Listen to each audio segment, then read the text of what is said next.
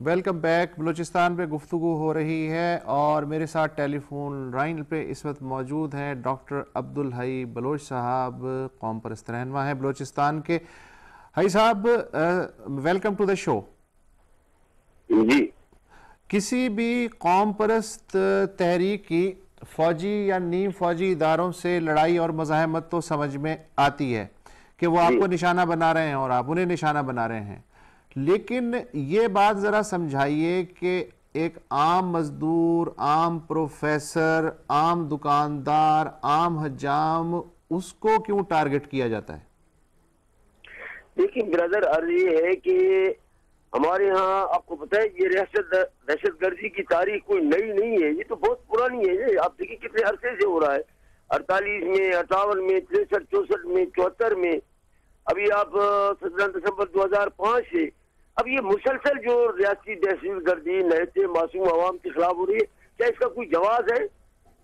ये कोई तरीका है? ये यानी अगर कोई कौम एक कौम है, उसका अपना वतन है, सरजमीन है, उसके वसाइल इख्तियारात वो सब उससे छीने गए हैं। अब्दुल हई बलोच साहब, मैं ये जानना चाहता हूं कि क्या ये वसाइल उस हज्जाम ने छीने हैं, उस एजुकेशनिस्ट ने छीने हैं, उस आम आदमी ने छीने हैं जिसके हाथ में बंदूक भी नहीं है और उसे टारगेट किलिंग का निशाना बनाया जा रहा है?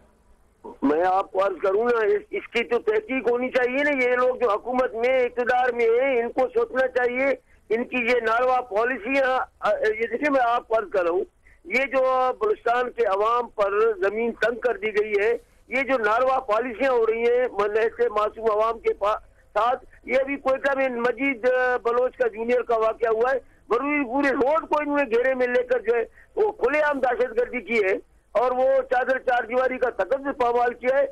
अब कहाँ जाए लोग, मुझे आप बताएं, इसको भी आप लोग। अच्छा हई बलोच साहब, ये नारवा जुल्म हो रहा है मुसलसल, वहाँ के आवाम के ऊपर जिंदगी हराम कर दी है, बलोच साहब के तालीमी अदारे तबाह कर जी दिए। बिल्कुल, मुझे बताइए इसके जिम्मेदार कौन है? बिल्कुल दुरुस्त बात है आपकी, लेकिन मैं आपसे एक और बात जानना चाहता हूं कि जो लोग बलोच कास के हमदर्द हैं, उनकी खुद मुख्तारी की तहरीक के साथ हैं और उनकी नजरियाती तौर पे मदद करना चाहते हैं, जब वो ये सुनते हैं कि बलोच मुजाहिमत कार एक आम डाकिये को, हज्जाम को, प्रोफेसर को निशाना बना रहे हैं, तो इससे क्या मैसेज जाएगा तहरीक के बारे में? भाई मैं आपको अर्ज कर रहा हूँ कि मैं एक अदना सियासी कारकुन से ये अर्ज करूंगा कि मैं जानकारी से कहता हूँ, मेरे इल्म में ये बातें नहीं है। जो मैं तो आम शहरी हूँ, आम सियासी कारकुन हूँ, मैं कम से कम ये नहीं कह सकता कि ये किस तरह हो रहे हैं। और मगर ये एक मैं जानता हूँ कि हमारे यहाँ हई बलोच साहब अंदाज है ना, जो आप बहुत साहसी लोग हैं, साहसी अंदाज से हुक्मरानी कर रहे हैं। ये अपना माइंड सेट चेंज करने के लिए तैयार नहीं है, ये अवाम को हुक्मरानी देने के लिए तैयार नहीं है, ये माकूम कौमों को उनके लेकिन अब्दुल हई बलोच साहब, तैयार नहीं है। मैं ये अर्ज करना चाह रहा हूँ, ये तैयार है तो बेसिकली इसकी बैकग्राउंड जो है ना, ये मुसलसल जुल्म है। अब्दुल हई साहब, ये मुसलसल सियासी दहशतगर्दी है, तशद्दुद है, नंगी जारी है। हई बलोच साहब, हजारों लोग जो है इस वक्त तक जो है शहीद किए जा चुके हैं, माए, बच्चे, बूढ़े, जवान, गरीना, बलोच जी वो सब ठीक है, वो आपकी बात मैंने मान ली। 200 के करीब बच्चे लापता है। मुझे आप बताएं ये कहाँ का मुसीबत है? ये तो आप मुझे बताएं, मुझे समझाएं।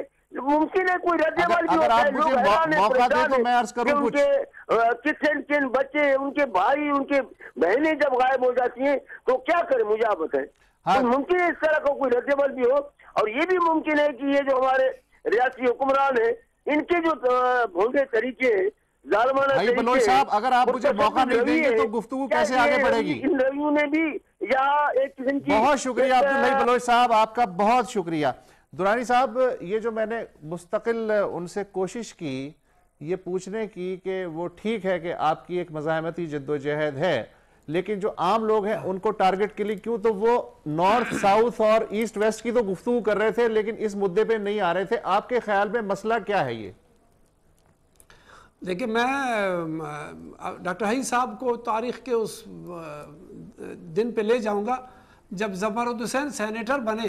वो पंजाबी थे नेशनल पार्टी के, और वो डॉक्टर हई साहब उसी सीट पर कौमी असम्बली के मेंबर थे। जी जी। जब उन्होंने अकबर खान बुगटी को नहीं रखा अपने साथ, उस ज़माने में जब नवाब अकबर खान बुगटी को उन्होंने सेनेट नहीं दिया, جب انہوں نے بہت سارے سینئر بلوچوں کو نہیں دیا اس وقت انہوں نے ایک پنجابی کو دے دیا تھا، زمرد حسین کو سینیٹر لے کر کے آ گئے. جی اب وقت گزر گیا، اب وقت کا تقاضا ہے کہ نئے ابواب کو کھولا جائے، پرانوں کو بند کیا جائے. جی جی آج ہم ان سے پوچھتے ہیں کہ وہ کہتے ہیں کہ جو ریاستی ادارے ہیں یا حکومتی چال ہیں، ہم